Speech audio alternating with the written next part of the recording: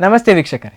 ಪ್ರಸಂಗಕರ್ತನ ಪದ್ಯಕ್ಕೆ ಭಾಗವತರ ಜೀವಾಳ, ಹಿಮ್ಮೇಳದ ಜೇಂಕಾರ, ನವರಸಗಳ ಅಭಿನಯ ಹಾಗೂ ಭಾವಪೂರ್ಣ ಅರ್ಥದ ಜೊತೆಗೆ ರಂಗಸ್ಥಳದಲ್ಲಿ ಪ್ರದರ್ಶನಗೊಳ್ಳುವಂತಹ ಕಲೆ ಅಂತಿದ್ರೆ ಅದು ಯಕ್ಷಗಾನ. ಈ ಕಲೆಯ ನೆರಳಲ್ಲಿ ಅನೇಕ ಕಲಾವಿದರ ಬದುಕು ಹೇಗಿದೆ ಅನ್ನುವಂಥ ತೆರೆಮರೆಯ ಹಿಂದಿನ ಕಥೆಯನ್ನು ನಿಮ್ಮ ಮುಂದೆ ತರುವಂಥ ಒಂದು ಸಣ್ಣ ಅವಲೋಕನದ ಪ್ರಯತ್ನ ಈ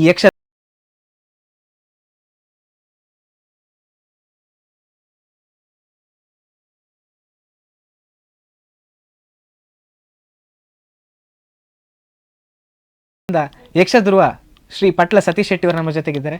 ಮತ್ತೆ ನಿಮ್ಮನ್ನು ಕಾರ್ಯಕ್ರಮಕ್ಕೆ ಸ್ವಾಗತಿಸ್ತಾ ಇದ್ದೇನೆ.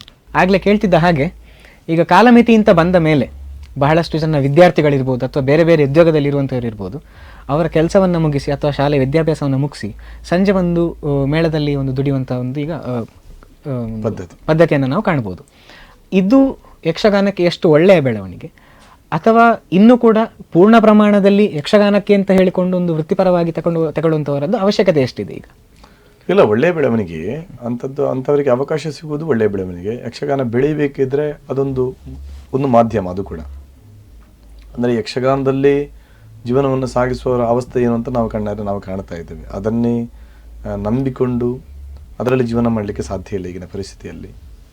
ಆ ಕಲೆ ಉಳಿಬೇಕಾದ್ರೆ ಇಂಥ ಒಂದು ಪ್ರಯತ್ನಗಳ ಅಗತ್ಯ ಇದೆ, ಆಗ್ತಾ ಇದೆ ಕೂಡ. ಮತ್ತೆ ಒಬ್ಬ ಸರ್ವಾಂಗೀಣ ಕಲಾವಿದನಾಗಿ ಬೆಳೆಯಬೇಕಿದ್ರೆ ಆ ಒಬ್ಬ ವೃತ್ತಿ ಕಲಾವಿದನಾಗಿ ಬಂದರೆ ಮಾತ್ರ ಅದು ಸಾಧ್ಯ ಎಂಬುದು ನನ್ನ ಒಂದು, ನಾನು ನಡೆದು ಬಂದ ಹಾದಿಯ ಅವಲೋಕನದಲ್ಲಿ ನನಗೊಂದು ಅನುಭವದ ಮೇರೆಗೆ. ಇಲ್ಲದಿದ್ದರೆ ಅಷ್ಟು ಡೀಪಾಗಿ ಬೆಳೀಲಿಕ್ಕೆ ಸಾಧ್ಯ ಇಲ್ಲ. ಮೊದಲನೇ ಎಲ್ಲ ಕಲಾವಿದಗಳನ್ನು ನೋಡಿದ್ರು ಕೂಡ ಈಗ ನಾವು ನೋಡ್ತಾ ಇರುವ ಒಮ್ಮೆಗೆ ಅದು ಚಂದ ಕಾಣ್ತದೆ, ಎಲ್ಲವೂ ಹೌದು. ಒಮ್ಮೆಗೆ ನೋಡುವ ದೃಷ್ಟಿಯಲ್ಲಿ ಅಭಿಮಾನಿಗಳು ಹುಟ್ಟಬಹುದು, ಅದು ಚಂದ ಅಂತ ಅನಿಸ್ಬೋದು, ವೇಷಧಾರಿ ಚಂದ ಅಂತ ಅನಿಸ್ಬೋದು, ಚಂದ ಕುಣಿತಾನೆ, ಚಂದ ಹಾಡ್ತಾನೆ, ಚಂದ ಬಾರಿಸ್ತಾನೆ, ಎಲ್ಲವೂ ಹೌದು. ಆದರೆ ಎಷ್ಟರ ಮಟ್ಟಿಗೆ ಚಂದ, ಯಾವುದು ಚಂದ, ಅದು ಶುದ್ಧವಾಗಿದೆಯಾ, ಅದನ್ನೆಲ್ಲ ಅವಲೋಕಿಸಿದರೆ ಒಬ್ಬ ವೃತ್ತಿ ಕಲಾವಿದನಾಗಿ ಪರಿಪೂರ್ಣವಾಗಿ ಅದರಲ್ಲಿ ತೊಡಗಿಸಿಕೊಂಡ್ರೆ ಮಾತ್ರ ಬೆಳಿಲಿಕ್ಕೆ ಸಾಧ್ಯ. ಪರಿಪಕ್ವತೆ ಅಲ್ಲಿ ಮಾತ್ರ ಬರಲಿಕ್ಕೆ ಸಾಧ್ಯ, ಅಲ್ಲಿ ಬರಲಿಕ್ಕೆ ಮಾತ್ರ ಸಾಧ್ಯ ಅಂತ ನನ್ನ ಅನುಭವದ ಅನುಭವ. ಆದರೆ ಈ ನಡುವಲ್ಲಿ ಹವ್ಯಾಸಿಗಳ ಒಂದು ಕೊಡುಗೆ ಏನು ಅಂತ ಕಾಣ್ತದೆ ನಿಮಗೆ? ತುಂಬ ಇದೆ. ಅವರ ಕೊಡುಗೆ ಇಲ್ಲದಿದ್ದರೆ ಇದಿಷ್ಟು ಬೆಳೀಲಿಕ್ಕೆ ಸಾಧ್ಯನೇ ಇಲ್ಲ. ಹವ್ಯಾಸಿಗಳು ತುಂಬ ಅವರ ವೃತ್ತಿ ಜೀವನವನ್ನು ಬಿಟ್ಟು ಇದಕ್ಕೆ, ಈ ಕಲೆಯ ಮೇಲಿನ ಪ್ರೀತಿಯಿಂದ ಇಷ್ಟು ಮಾಡಿದ ಕಾರಣ ಇದಿಷ್ಟು ಬೆಳೀತಾ ಇದೆ. ಯಕ್ಷಗಾನಕ್ಕೆ ಇಷ್ಟು ಮೌಲ್ಯ ಬಂತು, ಅದು ಖಂಡಿತವಾಗಿ ಹೌದು, ಎರಡು ಮಾತೇ ಇಲ್ಲ. ಹವ್ಯಾಸಿಗಳ ಕೊಡುಗೆ ತುಂಬ ಇದೆ, ಅದು ಇನ್ನೂ ಆಗಬೇಕು. ಅದೇ ಪರಿಪಕ್ವವಾಗಿ ಬೆಳೆಯಬೇಕಿದ್ರೆ ವೃತ್ತಿಪರ ಆಗಬೇಕಾಗ್ತದೆ. ಈಗ ನಿಮ್ಮ ತಂದೆ ಕೂಡ ಮೊದಲು ಮೇಳವನ್ನೆಲ್ಲ ನಡೆಸಿದವರು, ಮಲ್ಲ ಮೇಳವನ್ನೆಲ್ಲ ನೋಡಿಕೊಂಡವರು. ಈಗ ತಾವು ಪಾವಂಜಿ ಮೇಳವನ್ನು ನೋಡ್ಕೊಳ್ತಿದ್ರಿ. ನಿಮಗೆ ಯಾವತ್ತಾದರೂ ನಿಮ್ಮ ತಂದೆ ಕೂತ್ಕೊಂಡು ನೋಡು ಇಂಥ ಅನುಭವದ ಮಾತುಗಳನ್ನು ಹೇಳಿದ್ದು ಅಂತಾಗಲಿ, ಅಥವಾ ನೀವು ನಿಮ್ಮ ತಂದೆಯ ಅನುಭವವನ್ನು ನೋಡಿ ನೀವು ಏನಾದರೂ ಒಂದು ಅಳವಡಿಸಿಕೊಂಡದ್ದು ಅಂತಾಗಲಿ ಆಗಿದೆ? ತುಂಬ ಆಗಿದೆ. ಅನುಭವಗಳನ್ನು ಹೇಳ್ತಾರೆ, ತಂದೆಯವರು ಹೇಳ್ತಾರೆ. ಅದು ಆ ಟೈಮಲ್ಲೆಲ್ಲ ಯಕ್ಷಗಾನಕ್ಕೆ ತುಂಬ ಕಷ್ಟ ಇತ್ತು, ಕಲಾವಿದರ ಜೀವನ ಕೂಡ ಕಷ್ಟ ಇತ್ತು. ಕಲಾವಿದರು ಒಳ್ಳೆ ಕಲಾವಿದರು ಸಿಗ್ತಾ ಇದ್ರು ಆ ಟೈಮಲ್ಲಿ, ಬಟ್ ಕಲಾ ಪೋಷಕರು ಸಿಗ್ತಾ ಇದ್ದದ್ದು ಕಡಿಮೆ. ಆ ಟೈಮಲ್ಲಿ ಮೇಳ ಮಾಡಿದರೆ ಅದಕ್ಕೆ ಸರಿಯಾದ ಯಕ್ಷಗಾನಗಳಿರಲಿಲ್ಲ. ಕೆಲವು ಹರಕೆ ಮೇಳಗಳನ್ನು ಬಿಟ್ಟರೆ, ಕಟೀಲು, ಧರ್ಮಸ್ಥಳ, ಮಂದರ್ತಿ ಅಂತ, ಅದಕ್ಕೆ ಒಬ್ಬ ವ್ಯಕ್ತಿಯ ಕೊಡುಗೆ ಅಲ್ಲ, ಕ್ಷೇತ್ರಕ್ಕೆ ಸಂಬಂಧ, ಅದು ಕ್ಷೇತ್ರದ ಕೊಡುಗೆ. ಹೌದು, ಅದು ಯಾರು ನಡೆಸಿದ್ರು ಅದು ನಡೀತಾ ಇರ್ತದೆ. ಹೌದು, ಅದಕ್ಕೆ ವ್ಯಕ್ತಿಗಳ ಪ್ರಾಮುಖ್ಯತೆ ಇಲ್ಲ. ಇಂಥ ಒಬ್ಬ ನಡೆಸಲಿಕ್ಕೆ ಬೇಕು ಅಂತೇಳಿ ಅಷ್ಟೇ. ಬಾಕಿ ಯಾವ ಮೇಳವನ್ನು ನೀವು ತಗೊಂಡು ಹೋದ್ರೂ ಕೂಡ ಯಾರು ನಡೆಸುವವ ಅವನ ಮೇಲೆ ಡಿಪೆಂಡ್ ಅದು, ನಿಜ. ಹಾಗಾಗಿ ಅವರೆಲ್ಲ ತುಂಬ ಕಷ್ಟಪಟ್ಟು ನಡೆಸಿದವರು. ಪಡ್ಕೊಂಡದಕ್ಕಿಂತ ಹೆಚ್ಚು ಕಳ್ಕೊಂಡದ್ದು ಜಾಸ್ತಿ, ಎಲ್ಲವನ್ನು, ಹಣದ ವಿಚಾರವಾಗಿರ್ಬೋದು, ಎಲ್ಲ ವಿಚಾರಗಳಲ್ಲೂ ಕೂಡ. ಆದರೆ ಅವರಿಗೆ ಆ ಕಲೆ ಮೇಲಿನ ಪ್ರೀತಿ, ಈಗ ಆ ಟೈಮಲ್ಲಿ ನನ್ನ ತಂದೆ ಮೇಳ ಮಾಡಿದಂಥ ಸಂದರ್ಭದಲ್ಲಿ ಅವರ ಜೊತೆ ತಿರುಗಾಟ ಮಾಡಿದ ಕಲಾವಿದರು ನನ್ನ ಜೊತೆ ಇದ್ದಾರೆ. ದಿವಾಣ ಶಿವಶಂಕರ್ ಅಂದರೆ ಮಳೆಗಾಲದಲ್ಲಿ ನಮ್ಮ ಪಟ್ಲದ ಮನೆಯಲ್ಲಿ ಇರ್ತಾ ಇದ್ರು ಅವರೆಲ್ಲ. ತುಂಬ ಮಲ್ಲ ಮೇಳದಲ್ಲಿ ಸಂಬಂಧಪಟ್ಟ ಅನೇಕ ಕಲಾವಿದರುಗಳು ನಮ್ಮ ಪಟ್ಲದ ಮನೆಯಲ್ಲಿ ಮಳೆಗಾಲದಲ್ಲಿ ದಿನ ಕಳೀತಾ ಇದ್ರು. ಅಂದರೆ ಆ ಖುಷಿ ಬೇರೆ ಇತ್ತು. ಮತ್ತೆ ಆ ಸಣ್ಣ ಪ್ರಮಾಣದ ಅವರಿಗೆ ಸಂಭಾವನೆ ಆದರೂ ಕೂಡ ಕಲಾವಿದರುಗಳಿಗೆ ಆ ಟೈಮಲ್ಲಿ, ನನ್ನ ತಂದೆಗಾಗಲಿ ಅಥವಾ ಇನ್ನಿತರ ಯಾರೇ ನಡೆಸುವವರಿಗಾಗಲಿ ಅಲ್ಲಿ ಏನೂ ಉಳಿಯುವುದಿಲ್ಲ ಅಂತ ಇದ್ರೂ ಕೂಡ ತುಂಬ ಸಂತೋಷ ಪಡ್ತಾ ಇದ್ರು. ಅದರಲ್ಲಿ ಮನಸ್ಸಿಗೆ ತೃಪ್ತಿ ಇತ್ತು. ಆ ಜೀವನ, ಆ ಕಲಾ ಜೀವನ ಆ ಟೈಮಿನ ಬೇರೆ ಅದು. ಈಗ ನಾವು ಬಲಿಪುರವೆಲ್ಲ ಹೇಳುವುದನ್ನೆಲ್ಲ ಕೇಳ್ತಾ ಇದ್ವಿ ನಾವು. ಅವರಿಗೆ 3 ದಿನಕ್ಕೆ 3 ರೂಪಾಯಿ ಬಟವಾಡೆ ಇದ್ದದ್ದು. ಅದರಲ್ಲಿ ಎಷ್ಟು ತೃಪ್ತಿ ಪಡ್ತಾ ಇದ್ರು ಅವರು. ಎಷ್ಟು ಖುಷಿ ಪಡ್ತಾ ಇದ್ರು ಆ ಜೀವನವನ್ನು ಅವರು. ಈಗ 3,000 ಕೊಟ್ಟರು ತೃಪ್ತಿ ಇಲ್ಲಲ್ಲ. ಅಂದರೆ ಈಗಿನ ಜೀವನ ಶೈಲಿ ಹಾಗಾಗಿ ಹೋಗಿದೆ. ಹೌದು ಹೌದು. ಅಂದರೆ ಆ ಜೀವನ ಶೈಲಿಯೇ ಬೇರೆ. ಅದರಲ್ಲಿ ತುಂಬ ಸಂತೋಷ ಪಡ್ತಾ ಇದ್ರು, ಅನುಭವವನ್ನು ಹಂಚಿಕೊಳ್ತಾ ಇದ್ರು ತಂದೆ. ಅದು ನನಗೆ ಪೂರಕವಾಗಿ ಈಗಲೂ ಕೂಡ. ಹೌದು. ನೀವು ಇದಕ್ಕಿಂತ ಮುಂಚೆ ಕೂಡ ಪ್ರಧಾನ ಭಾಗವತರಾಗಿ ಇದ್ದವರು, ಹಾಗಾಗಿ ನೀವು ಹೊಸ ಮೇಳವನ್ನು ಪ್ರಾರಂಭ ಮಾಡಬೇಕಾದ್ರೆ ನಿಮಗೆ ಅದು ತುಂಬ ಕಷ್ಟ ಅಂತ ಅನಿಸಿತಾ ಅಥವಾ ಹೇಗಾಗಿತ್ತು? ಇಲ್ಲ, ನನಗೆ ಅದು ಕಷ್ಟ ಅಂತ ಅನಿಸ್ಲೇ ಇಲ್ಲ. ನನಗೆ ಮೇಳ ಮಾಡಿದ್ದೇ ಕಷ್ಟ ಅಂತೇಳಿ ಅನಿಸ್ಲಿಲ್ಲ ನನಗೆ.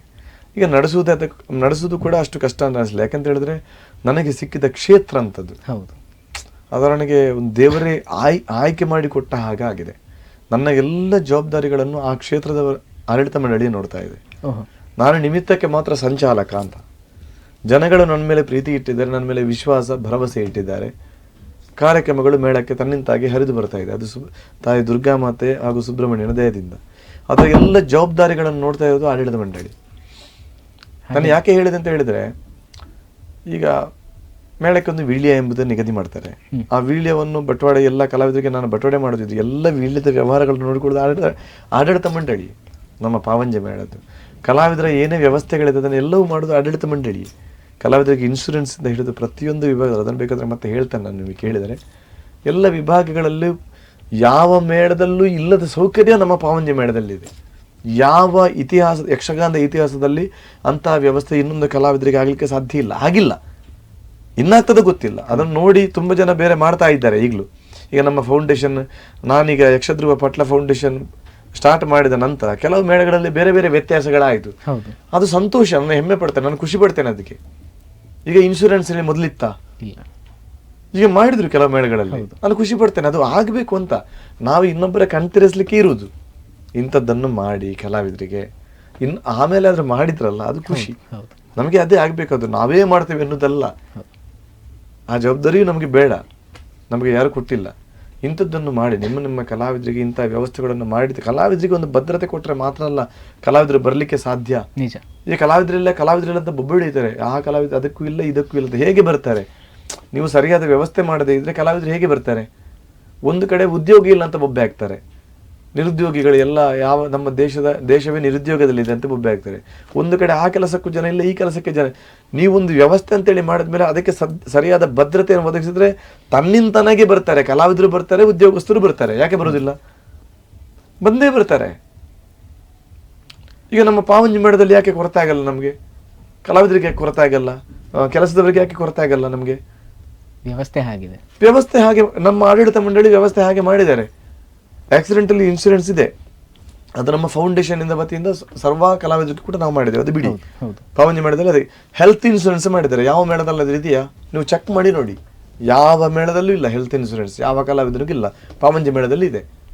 ಸರಿಯಾದ ಗೌರವ ಸಂಭಾವನೆ ನಾವು ಕಲಾವಿದರಿಗೆ ನಮಗೆ ಯಥಾಸಾಧ್ಯ ಎಷ್ಟು ಆಗ್ತದೆ ಅಷ್ಟು, ಬಾಕಿ ಮೇಳಕ್ಕೆ ಹೋಲಿಸಿದ್ರೆ ಅವರಿಗಿಂತ 1 ಪಟ್ಟು ಜಾಸ್ತಿಯಾಗಿ ನಾವು ಕೊಡ್ತಾ ಇದ್ದೇವೆ ಸಂಭಾವನೆ.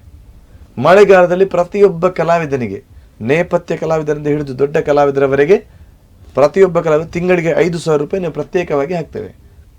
6 ತಿಂಗಳಿಗೆ ಮಳೆಗಾಲದಲ್ಲಿ ನಮ್ಮ ಮೇಳ ತಿರುಗಾಟ ಇಲ್ಲದಿದ್ದರೂ ಪ್ರತಿಯೊಬ್ಬ ಕಲಾವಿದನಿಗೆ 30,000 ರೂಪಾಯಿ ನಾವು 6 ತಿಂಗಳಿಗೆ ನಾವು ಹಾಕ್ತೇವೆ ಅವರ ಖರ್ಚಿಗೆ ಅಂತೇಳಿ. ಯಾವ ಮೇಳದಲ್ಲಿದೆ? ಬೇರೆ ಯಾವ ಮೇಳದಲ್ಲಿ ಕಾಣಲಿಕ್ಕೆ ಸಿಗ್ಲಿಕ್ಕಿಲ್ಲ. ಇದನ್ನು ಮಾಡಿ ತೋರಿಸಿ ಅಂತ. ನೀವು ಹಿಂದ್ಗಡೆ ಕೂತು ಬೊಬ್ಬೆ ಹೊಡೆಯುವುದಲ್ಲ. ಸರ್, ಈಗ ನೀವೀಗ ಹೇಳಿದಾಗ ಇಷ್ಟೆಲ್ಲ ವ್ಯವಸ್ಥೆಗಳು ಆಗಬೇಕು ಅಂತಿದ್ರೆ ಮನಸ್ಸು ಮಾಡಬೇಕಾದವರು ಮೇಳವನ್ನು ನಡೆಸುವಂಥವ್ರು ಅಂತ ಹೇಳುವಂಥದ್ದು ಅಲ್ಲ, ಖಾಲಿ ನಡೆಸುವವರು ಅಂತೇಳಿ ಅಲ್ಲ ನಾನು ಹೇಳಿದ, ಅದನ್ನಲ್ಲ. ಸಾಧ್ಯತೆ ಇರುವವರು. ಈಗ ಮೇಳ ನಡೆಸಲಿಕ್ಕೆ ಸಾಧ್ಯತೆ, ಕೆಲವರಿಗೆ ಈಗ ನಡೆಸುವವರು ಅಂತ ಹೇಳಿದರೆ ಕೆಲವು ಮೇಳಗಳು ನಡೆಯುವುದೇ ಕಷ್ಟದಲ್ಲಿ.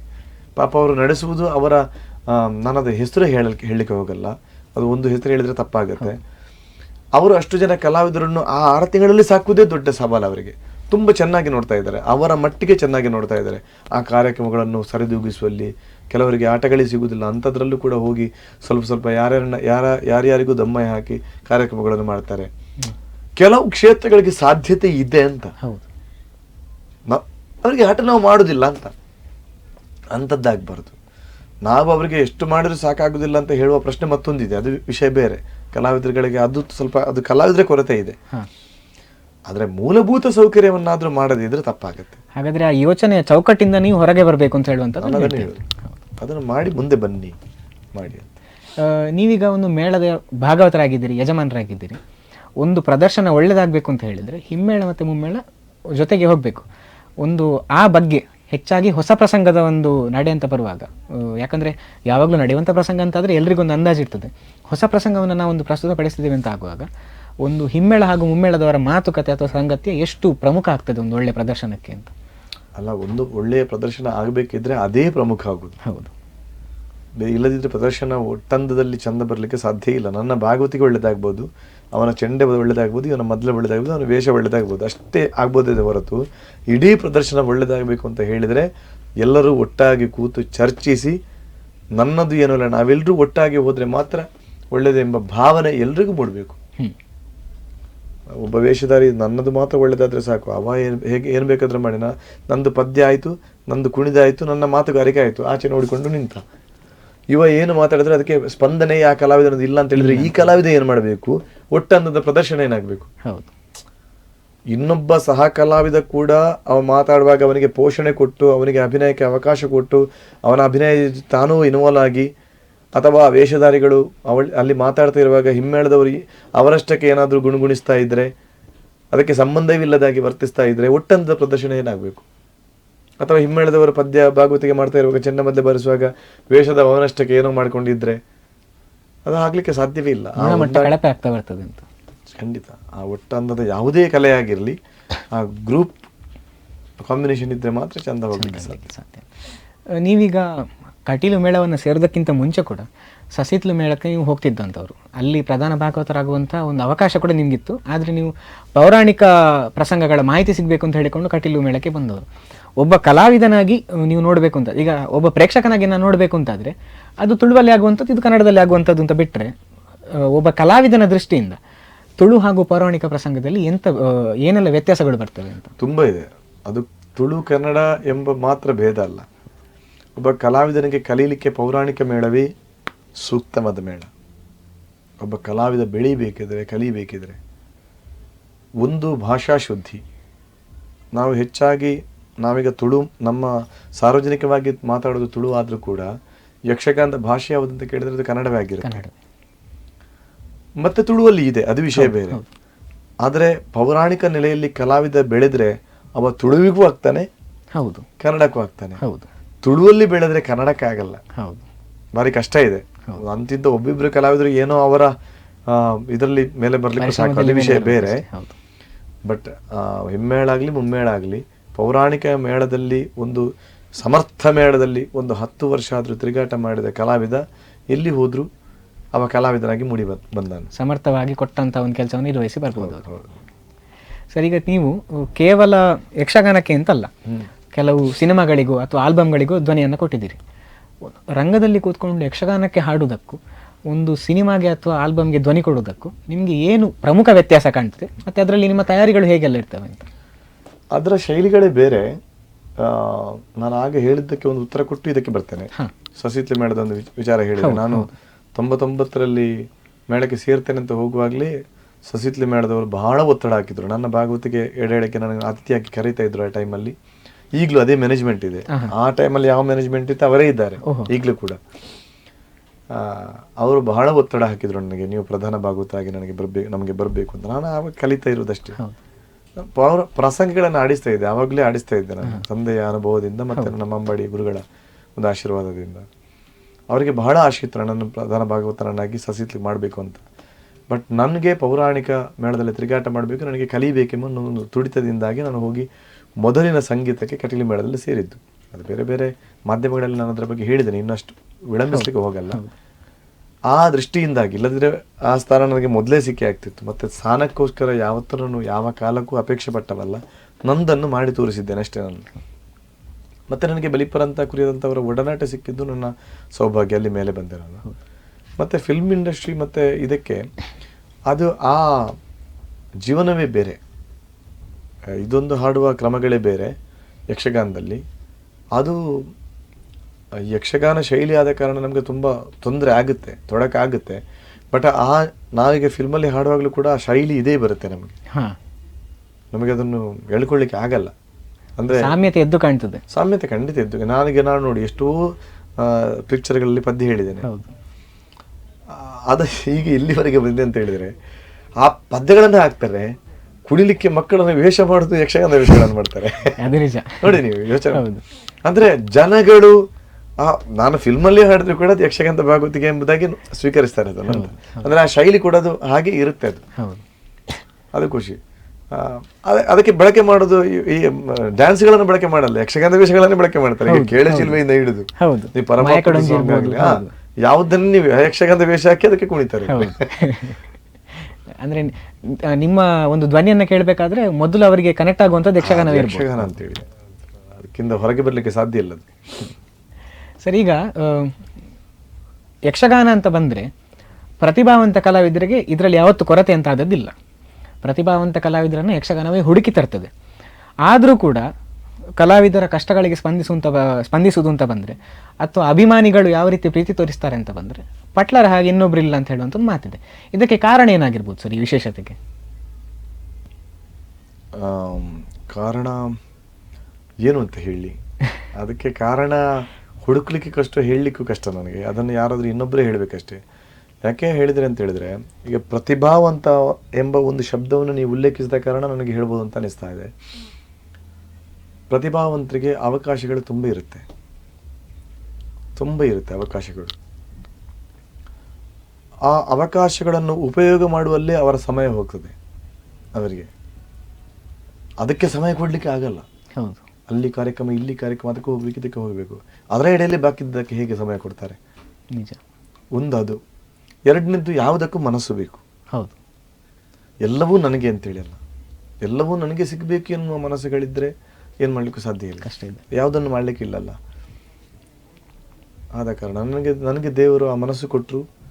ನನ್ನ ಒತ್ತಿಗಿರುವ ಕಲಾವಿದರು ನನ್ನ ಹಾಗೆ ಬದುಕಬೇಕು, ನನ್ನ ಹಾಗೆ ಮೇಲೆ ಬರಬೇಕು, ಅವರಿಗೇನಾದರೂ ಒಂದು ಸಹಾಯ ಮಾಡಬೇಕು, ಅವರ ಕಷ್ಟಗಳಿಗೆ ಸ್ಪಂದಿಸಬೇಕು ಅಂತ ಮನಸ್ಸು ನನಗೆ ದೇವರು ಕೊಟ್ಟರು. ಅದಕ್ಕೆ ಸರಿಯಾದ ವ್ಯಕ್ತಿಗಳು, ನನಗೆ ದೇವರಂಥ ವ್ಯಕ್ತಿಗಳು ಒದಗಿ ಬಂದರು. ನಾನು ಯಾವುದನ್ನು ಎಣಿಸ್ಕೊಂಡು ಹೋದನ, ಅದಕ್ಕೆ ಸರಿಯಾದ ವ್ಯಕ್ತಿಗಳು ಕೂಡಿ ಬಂದರು ನನಗೆ. ಅದನ್ನು ಮಾಡಲಿಕ್ಕೆ ಸಹಕಾರಿಯಾಯಿತು.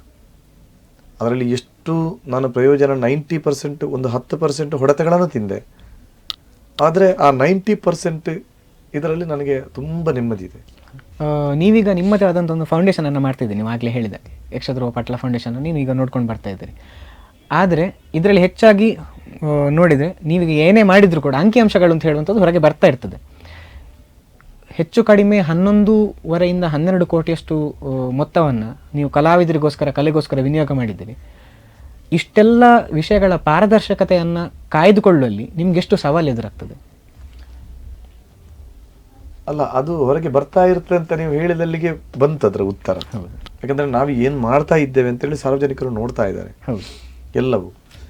ಈಗ ಮತ್ತೆ ಪ್ರತಿಯೊಂದು ಕೂಡ, ಈಗ ನಾನು ಈಗ ಮೇಳದ ವಿಚಾರವನ್ನು ನಿಮ್ಮಲ್ಲಿ ಆಗ ಹೇಳಿದೆ, ಎಲ್ಲವನ್ನು ಆಡಳಿತ ಮಂಡಳಿಯ ನೋಡಿದೆ. ಈಗ ಮೇಳಕ್ಕೆ ಒಂದು ಇಂತಿಷ್ಟು ವೀಳೆ ಅಂತ ನಾವು ನಿಗದಿ ಮಾಡಿದರೆ, ಅದರಲ್ಲಿ ಒಂದೇ ₹1 ಕೂಡ ಆ ವೀಳದಲ್ಲಿ ನಾನು ಕೈಯಿಂದ ಹಿಡಿಯಲ್ಲ. ಅದು ಡೈರೆಕ್ಟ್ ದೇವಸ್ಥಾನಕ್ಕೆ ಹೋಗಿ ಯಾವ ಕಲಾವಿದನಿಗೆ ಎಷ್ಟು ಬೇಕು ಆ ದೇವಸ್ಥಾನದ ಅವರಲ್ಲಿ ಅಲ್ಲಿಂದ ಹೋಗುದು. ಪ್ರತಿಯೊಂದು ಕೂಡ ಆ ಪಾರದರ್ಶಕತೆಯನ್ನು ಅಲ್ಲಿ ಕಾಯ್ದಿರಿಸಿದ್ದೇನೆ ನಾನು. ನನ್ನ ಜೀವನದ ದಾರಿಯಲ್ಲಿ ನಾನು ನಡ್ಕೊಂಡು ಬಂದ ಹಾದಿಯೇ ಹಾಗೆ. ನಾನು ಎಲ್ಲವನ್ನು ಸ್ವಚ್ಛವಾಗಿಡ್ತೇನೆ, ಎಲ್ಲೂ ಅದಕ್ಕೆ ನಾನು ಅವಕಾಶ ಮಾಡಿಕೊಡೋದೇ ಇಲ್ಲ. ಇಲ್ಲಿ ಕೂಡ ಹಾಗೆ ಪ್ರತಿಯೊಂದು ವಿಭಾಗದಲ್ಲಿ ಕೂಡ ನಮ್ಮ ಚಾರ್ಟೆಡ್ ಅಕೌಂಟ್ ಸುದೇಶ್ ಕುಮಾರ್ ರೈ ಅಂತ ಹೇಳಿದ್ದಾರೆ. ಅಂಥ ವ್ಯಕ್ತಿಗಳು ಸಿಗುವುದೇ, ನಾನು ಹಾಗೆ ಹೇಳಿದೆಲ್ಲ, ಪುರುಷೋತ್ತಮ ಭಂಡಾರಿ ಮತ್ತು ಸುದೇಶ್ ರೈಗಳು, ಅಂಥ ವ್ಯಕ್ತಿಗಳು ಸಿಗುವುದೇ ನಮ್ಮ ಸೌಭಾಗ್ಯ. ಆ ಪ್ರತಿಯೊಂದನ್ನು ಕೂಡ ನಾನು ಒಬ್ಬ ಒಂದು ₹10,000 ಚೆಕ್ ಕೊಟ್ಟರು ಡೈರೆಕ್ಟ್ ಅಲ್ಲಿಗೆ ಹೋಗಬೇಕು. ಯಾರಿಗೆ ಏನು ಕೊಡುವುದಿದ್ರು ಸುದೇಶ್ ಕುಮಾರ್ ರೈಗಳ ಸಿಗ್ನೇಚರ್ ಆಗಬೇಕು ಅದಕ್ಕೆ. ನಮ್ಮ ಫೌಂಡೇಶನ್, ನನ್ನ foundation Yakshadhruva Patla foundation trust. But ಯಾವನೇ ಒಬ್ಬ ವ್ಯಕ್ತಿಗೆ ಒಂದು ದುಡ್ಡು ಅಲ್ಲಿಂದ ಕೊಡಬೇಕಿದ್ರು ನನ್ನ ಜೊತೆಗೆ ಸುದೇಶ್ ಕುಮಾರ್ ರೈಗಳ CA ಚಾರ್ಟೆಡ್ ಅಕೌಂಟ್ ಅವರ ಸಿಗ್ನೇಚರ್ ಇದ್ದು ಹೋಗ್ಬೇಕದು. ಇದು ಮೊನ್ನೆ ಮಾಡಿದ್ದಲ್ಲ, ಇನ್ನೊಬ್ಬ ಕೇಳ್ತಾನೇನೋದಕ್ಕೆ ಮಾಡಿದ್ದಲ್ಲ. ಯಾವಾಗ ಪ್ರಾರಂಭ ಆಗಿದೆ ನಮ್ಮ ಚಾರಿಟಿ ಅಲ್ಲಿಂದಲೇ ಅದು ಪ್ರತಿಯೊಂದನ್ನು ಆ ವಿಭಾಗದಲ್ಲಿ ನಾನು ಇಟ್ಕೊಂಡಿದ್ದೇನೆ, ಅಷ್ಟು ಸ್ವಚ್ಛವಾಗಿ ಇಟ್ಕೊಂಡಿದ್ದೇನೆ. ಹಾಗಾಗಿ ಆ ವ್ಯವಸ್ಥೆಯ ಪ್ರಾರಂಭದಿಂದಲೇ ಅದನ್ನು ನೀವು ಕಾಯ್ದುಕೊಂಡು ಬಂದಿದ್ದೀರಿ. ಹೌದು, ಅದರಲ್ಲಿ ಎರಡು ಮಾತೇ ಇಲ್ಲ. ಯಾವ ಕಲಾವಿದನಿಗೆ ಎಷ್ಟು ಹೋಗುತ್ತೆ, ಎಷ್ಟು ಹೋಗಿದೆ. ಈಗ ನಾವು ಈಗ 28-30 ಮನೆಗಳನ್ನು ನಾವು ಕಟ್ಟಿಕೊಟ್ಟೆವು. ಯಾವ ಕಲಾವಿದನಿಗೆ ಮನೆ ಕಟ್ಟಲಿಕ್ಕೆ ಎಷ್ಟು ದುಡ್ಡು ಹೋಯಿತು? ಅವನಿಗೆ 3 ಲಕ್ಷ ಕೊಟ್ಟು ಇಲ್ಲಿ 5 ಲಕ್ಷ ಅಂತೇಳಿ ಬರೆಯುವುದಲ್ಲ ನಾವು. ಅಂತ ಸಂಘ ಸಂಸ್ಥೆಗಳನ್ನು ತುಂಬಾ ಕಾಣಬಹುದು ನೀವು. ಅಲ್ಲಿಗೆ ಹೋಗಿ ಬರ್ಲಿಕ್ಕೆ, ನಮಗೆ ಮನೆ ಹೋಗ್ಲಿಕ್ಕೆ ಹೋಗಿ ಬರ್ಲಿಕ್ಕೆ ಇಷ್ಟು ಖರ್ಚಾಯಿತು, ಅವನ ಮನೆ ಎಷ್ಟು ಕಟ್ಟಿದ್ದಾನೆ ಅಂತ ನೋಡಿ ಬರ್ಲಿಕ್ಕೆ ನಮಗೆ, ನಾವು 4 ಜನ ಹೋದೆವು, ನಮ್ಮ ಚಾದ ಬಿಲ್ ಇಷ್ಟು, ನಮ್ಮ ಇದ್ರ ಬಿಲ್ ಇಷ್ಟು, ಅದರಲ್ಲಿ ಹಾಕಿ ಇಂಥದ್ದು ಒಂದೇ ₹1 ಅಂತದ್ದು ನಮ್ಮ ಚಾರಿಟಿಯಲ್ಲಿ ಕಾಣಲಿಕ್ಕಿಲ್ಲ ನೀವು. ಅದು ನನ್ನ ಸ್ವಂತ ಖರ್ಚು, ನನ್ನ ದುಡಿಮೆ ಖರ್ಚು, ಅದು ನನ್ನ ಸಮಯದಿಂದ ಹಿಡಿದು ಪ್ರತಿಯೊಂದನ್ನು. ಇದು ನಾನು ಉದ್ಘೋಷವಾಗಿ ಹೇಳುವಂಥ ಮಾತು, ಇವತ್ತಿನವರೆಗೆ ಅದನ್ನು ಪಾಲಿಸಿಕೊಂಡು ಬಂದೆ. ನಾವು ಇಷ್ಟು ಘಟಕದ ಮೀಟಿಂಗ್ ಆಗ್ತದೆ, ಇಷ್ಟು ಘಟಕದ ಮೀಟಿಂಗ್ಗಳಿಗೆ ಹೋಗ್ತೇವೆ. ನನಗೆ ಕಲಾವಿದರ ಮನೆಗಳಿಗೆ ಹೋಗಬೇಕು, ಕಲಾವಿದರ ಕಷ್ಟಗಳಿಗೆ ಸ್ಪಂದಿಸಬೇಕು. ಒಂದು ಕಡೆ ಇನ್ನೊಂದು ವಿಭಾಗದಲ್ಲಿ ನೋಡಿದರೆ ನಮ್ಮ ಫೌಂಡೇಶನ್ಗೆ ಯಾರೆಲ್ಲ ದಾನಿಗಳು ಎಷ್ಟು ನೆರವು ನೀಡ್ತಾರ, ಆ ದಾನಿಗಳ ಪ್ರತಿಯೊಂದು ಕಾರ್ಯಕ್ರಮಗಳಿಗೆ, ಅವರು ಯಾವ ಕಾರ್ಯಕ್ರಮಗಳಿಗೆ ನನ್ನನ್ನು ಹೇಳಿದರೆ ಆ ಕಾರ್ಯಕ್ರಮಗಳಿಗೆ ನಾನು ಹೋಗಬೇಕು. ಅವರ ಸಣ್ಣ ಸಣ್ಣ ಒಂದು ಮನೆಯ ಪೂಜೆ ಇದ್ರು ಅವರು ಕರೀತಾರೆ ನನ್ನನ್ನು ಪ್ರೀತಿಯಿಂದ, ಸತೀಶ್ ನಾಡ್ದು ಬರಲೇಬೇಕು ನೀವು ಅಂತ. ಎಷ್ಟೇ ದೂರ ಆದ್ರೆ ನಾನು ಹೋಗಬೇಕು. ಆ ಖರ್ಚನ್ನು ನನ್ನ ಚಾರಿಟಿಯಿಂದ ತೆಗೆಯಲ್ಲ. ಇಲ್ಲಿ ಒಬ್ಬ ಮನೆ ಕಟ್ಟಲಿಕ್ಕೆ ಒಬ್ಬ ದೊಡ್ಡ ದಾನಿ, ನನ್ನ ಪಾಲಿನ ದೇವರುಗಳು, ಅವರು ಮನೆ ಕಟ್ಟಲಿಕ್ಕೆ ಒಂದು 5 ಲಕ್ಷ ರೂಪಾಯಿ ದಾನ ಕೊಡ್ತಾರೆ ನನಗೆ. ಆ 5 ಲಕ್ಷ ರೂಪಾಯಿಯನ್ನು ನಾನು ಆ ಕಲಾವಿದನಿಗೆ, ಯಾರಿಗೆ ನಾನು ಮನೆ ಕಟ್ಟಿ ಕೊಡ್ತೇನೆ, ಆ 5 ಲಕ್ಷದ ಮೊತ್ತವನ್ನು ಆ ಕಲಾವಿದನಿಗೆ ನಾನು ಕೊಡ್ತೇನೆ. ಆ ಮನೆ ಕಟ್ಟಿ ಅವನ ಗೃಹ ಪ್ರವೇಶ ಆಗ್ಬೇಕಿದ್ರೆ ಆ ಮನೆ ಹಿಂದಿನ ಖರ್ಚು ನನಗೆ ಎಷ್ಟಿದೆ, ನಿಜ. ಅದನ್ನು ವ್ಯವಸ್ಥೆ ಮಾಡಲಿಕ್ಕೆ, ಆ ದಾನಿಯನ್ನು ಸಂಪರ್ಕ ಮಾಡಲಿಕ್ಕೆ, ಆ ದಾನಿಯಿಂದ ಆ 5 ಲಕ್ಷ ರೂಪಾಯಿ ದುಡ್ಡನ್ನು ತರಲಿಕ್ಕೆ, ಆ ಕಾರ್ಯಕ್ರಮಗಳನ್ನು ಮಾಡಲಿಕ್ಕೆ, ಆ ದಾನಿಯ ಮನೆಗಳಿಗೆ ಹೋಗಿ ಅವರ ಸುಖದೊಟ್ಟಿಗೆ ನನ್ನನ್ನು ನಾನು ಇನ್ವಾಲ್ವ್ ಮಾಡಿಕೊಳ್ಳಿಕ್ಕೆ, ಅವರನ್ನು ಕೊನೆಯ ತನಕ ನನ್ನ ಜೊತೆ ಇರಿಸಿಕೊಳ್ಳಿಕ್ಕೆ ಎಷ್ಟು ಕಷ್ಟಗಳಿದೆ ನನಗೆ, ನಿಜ. ಇದನ್ನು ಯೋಚನೆ ಮಾಡುವವರು ಎಷ್ಟು ಜನ ಅಂತ ಹೇಳಿರೋದು. ಸರ್, ಈಗ ನೀವಾಗಲೇ ಹೇಳಿದ್ರಿ ಎಷ್ಟೋ ಸಲ ನಿಮ್ಮ ಅಭಿಮಾನಿಗಳ ಅಥವಾ ಆಪ್ತರು ಅಂತ ಏನಿದ್ದಾರೆ ನಿಮ್ಮ ಮನೆ ಪೂಜೆಗೆ ಕೂಡ ಕರೀತಾರೆ, ಅದೇ ರೀತಿ ಬೇರೆ ಬೇರೆ ಕಾರ್ಯಕ್ರಮವನ್ನು ಮಾಡಿದ್ರು ಕರೀತಾರೆ ಅಂತ. ಎಷ್ಟೋ ಸಲ ನಿಮಗೆ ಗೊತ್ತಿಲ್ಲದೆ ನಿಮ್ಮ ಹೆಸರು ಬೀಳುವಂಥದ್ದೆಲ್ಲ ಆಗಿದೆ ಸರ್. ಅಂದರೆ ಒಂದು ಕಾರ್ಯಕ್ರಮಕ್ಕೆ ಪಟ್ಲರು ಬರ್ತಿದ್ದಾರೆ ಅಂತ ನಿಮಗೆ ನಾವು ತುಂಬ ಆಗಿದೆ. ಅದು ಅಂದರೆ ತುಂಬ ಪ್ರೀತಿಯಲ್ಲಿ ಮಾಡ್ತಾರೆ, ಅವರು ಹಾಕ್ತಾರೆ, ಅದು ದೊಡ್ಡ ವಿಷಯ ಅಂತ ಹೇಳಲ್ಲ. ಯಾಕಂದರೆ ಅದು ಅಭಿಮಾನ, ಹೌದು, ಅಭಿಮಾನದಲ್ಲಿ ಹಾಕೋದು. ಕೆಲವು ಕಡೆ ಅಂಥವ್ರು ಹಾಕಿದ್ರು ಕೂಡ ಹಾಕಿದವರ ಕಡೆಗೆ ಕೂಡ ಹೋಗ್ಲಿಕ್ಕೆ ಆಗಲಿಲ್ಲ.